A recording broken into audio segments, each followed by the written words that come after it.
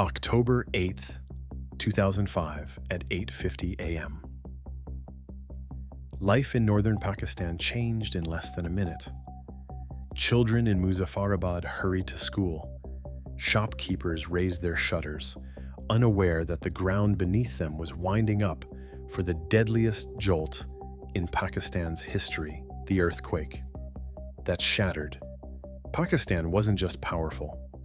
Measuring 7.6 on the Richter scale, it unleashed an upthrust strong enough to splinter hospitals, schools, and entire towns in seconds. By the end, more than 70,000 lives were lost. Millions left without shelter. But almost no one had warning. So how did a Saturday morning become a catastrophe felt across half a continent? And what failures turned a natural disaster into a national tragedy? Beneath the Himalayan foothills, the Indian tectonic plate pushes relentlessly north, grinding against Eurasia with enormous force. At 0850 and 39 seconds on October 8, 2005, that invisible pressure snapped. The rupture tore along the Balakot bog fault, its break running nearly 80 kilometers through the mountains northeast of Muzaffarabad. In less than a minute, the ground heaved upward by as much as 5 meters in places, an upthrust so violent that entire ridgelines shifted and the landscape itself was reshaped. Satellite data would later confirm that mountains near Muzaffarabad rose several meters, while valleys twisted and fractured along the fault line. The earthquake's magnitude reached 7.6 on the moment magnitude scale, releasing energy equivalent to hundreds of atomic bombs. But it wasn't just the size of the quake that made it so destructive. It was the way the Earth moved. This was a shallow thrust event, with the fault rupturing just 15 kilometers below the surface. The sudden vertical displacement sent shockwaves racing through the crust, amplifying as they hit steep slopes and soft soils. In towns like Balakot and Muzaffarabad, built directly above or beside the fault, the shaking reached 11 on the Mercalli intensity scale, classified as extreme. The violence of the upthrust triggered thousands of landslides, burying entire villages and blocking rivers. Aftershocks more than 1,700 by year's end rattled the region for months, compounding instability. The raw force of geology, unseen for generations, had surfaced in seconds, setting the stage for a disaster that would test the limits of human resilience. At 8:51, the ground in Muzaffarabad convulses with a force no one is prepared for. Concrete buildings sway like saplings, then splinter and collapse. Within seconds, entire blocks are reduced to tangled piles of rebar and dust. The shaking is relentless, a deep, rolling motion that grows sharper as it travels up the steep ridges. Here, the effect is amplified. Ridge-top neighborhoods are battered by seismic waves that double back and forth, each oscillation stronger than the last. In Balakot, the resonance is violent enough to hurl cars from the road. Hospital walls, already cracked from years of neglect, buckle and fall inward. In the Abbas Institute, Dr. Niaz Ali is thrown from his chair as the operating theater ceiling splits wide open. He stumbles through the chaos, shouting for staff, but the corridors are blocked by fallen masonry. Patients are trapped, their cries muffled by dust and debris. Outside, the air fills with a low, rumbling roar, the sound of landslides cascading down unstable slopes, mixing with the screams of those buried beneath collapsed roofs.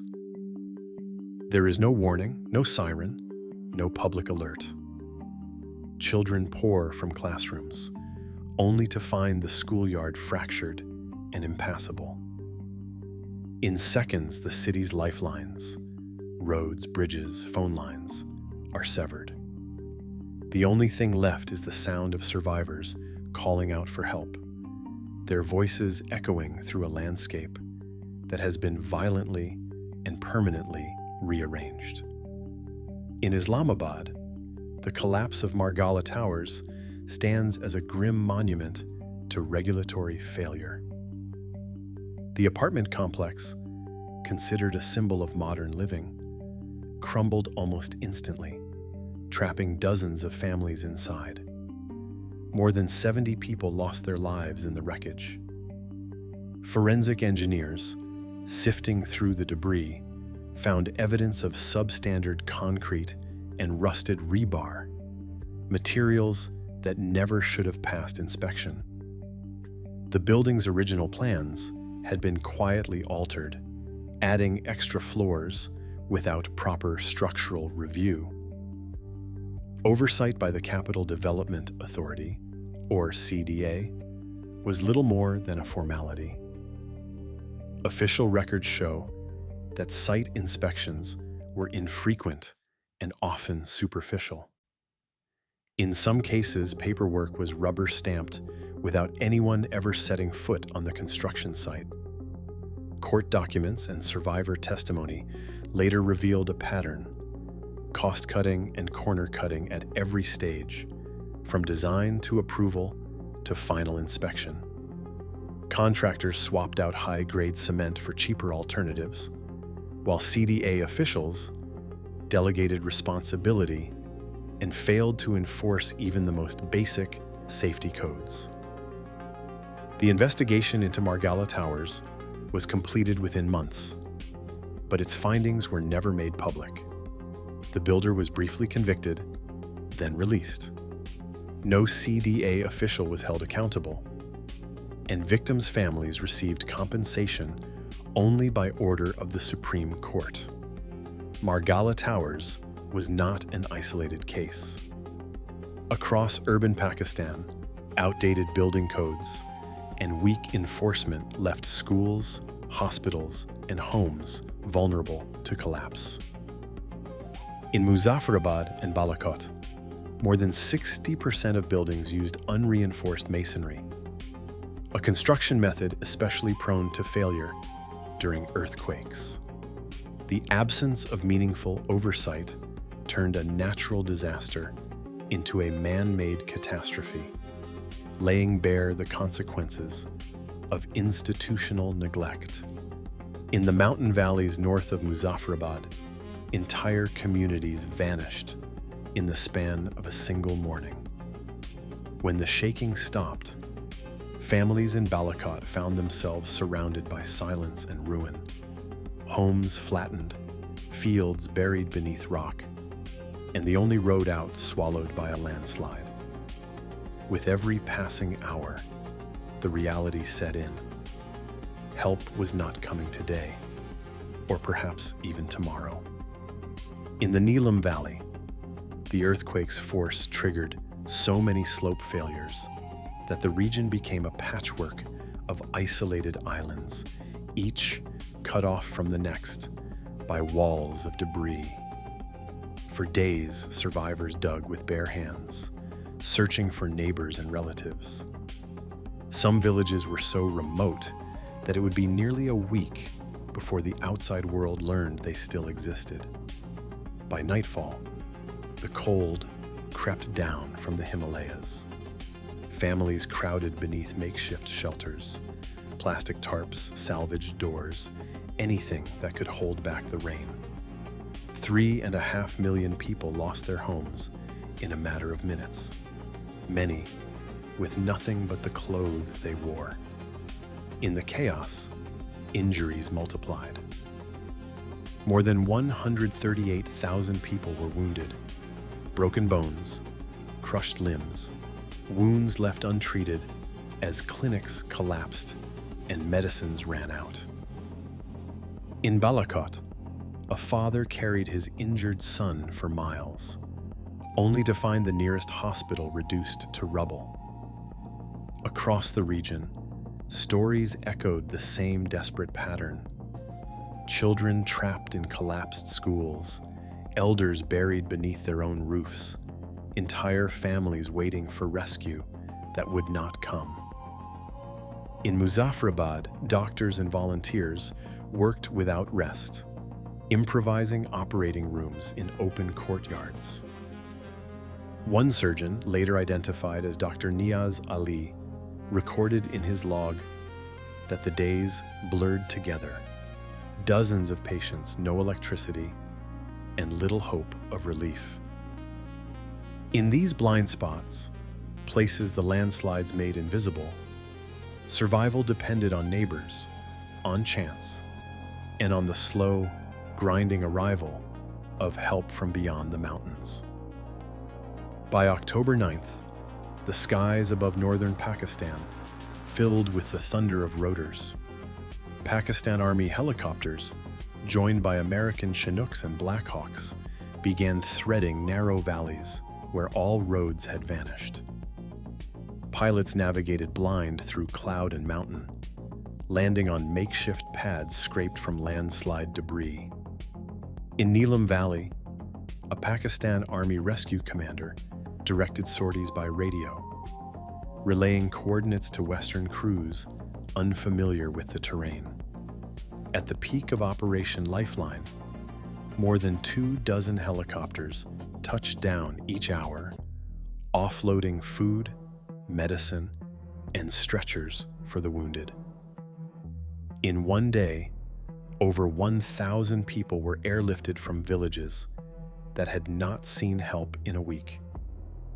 The airlift would log more than 26,000 missions, each one a lifeline for a valley cut off from the world. For a moment, coordination triumphed over chaos, and the impossible seemed within reach. $6 billion in aid poured into Pakistan after the earthquake, with the Earthquake Reconstruction and Rehabilitation Authority, or ERRA, tasked to rebuild what the disaster had erased. But as the years passed, audit reports began to surface, flagging slow disbursement, missing funds, and contracts awarded without clear oversight. In Mansehra and Muzaffarabad, promised schools and clinics often existed only on paper, while some roads and bridges stalled mid-construction, tangled in procurement disputes. The centerpiece, New Balakot City, was meant to offer a fresh start for thousands of displaced families. Yet, more than a decade later, the site remained half-built, caught between legal battles, budget overruns, and a maze of unfulfilled promises. For many survivors, temporary shelters became permanent homes, and the hope of renewal faded behind layers of bureaucracy and broken trust. On October 8, 2005, a magnitude 7.6 earthquake struck near Muzaffarabad, leaving over 73,000 dead in Pakistan and millions homeless. The devastation revealed fatal weaknesses: obsolete building codes, government inaction, and the collapse of structures like Margala Towers. Despite $6 billion in international aid and the heroic Operation Lifeline airlifts, audit documents confirm that reconstruction in places like New Balakot remains incomplete years later. Some official casualty figures and government reports are still disputed or withheld, leaving the full human cost uncertain. Today, building code reforms and disaster management agencies exist, but enforcement gaps persist in high-risk regions. The 2005 earthquake stands as Pakistan's deadliest natural disaster, a stark reminder, in the words of the Earthquake Reconstruction and Rehabilitation Authority's own reports, that preparedness saves lives.